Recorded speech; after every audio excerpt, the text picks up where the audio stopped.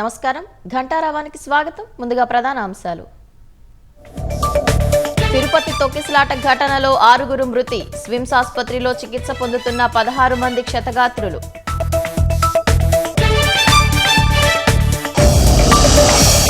DSP అత్యుత్సాహం వల్లే తిరుపతిలో దుర్ఘటన. సీఎంకు నివేదిక అందించిన అధికారులు.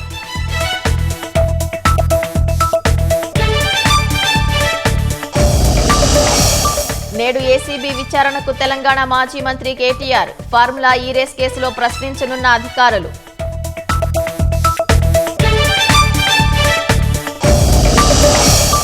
పశ్చిమ గోదావరి జిల్లా ప్రజలకు ప్రియంగా మారిన ఉచిత ఇసుక.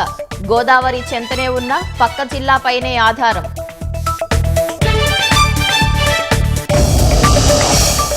లాస్ ఏంజల్స్ లో ఆరని కార్చిచ్చు. 1000కి పైగా ఇళ్లు దగ్ధం. 5 మృతి.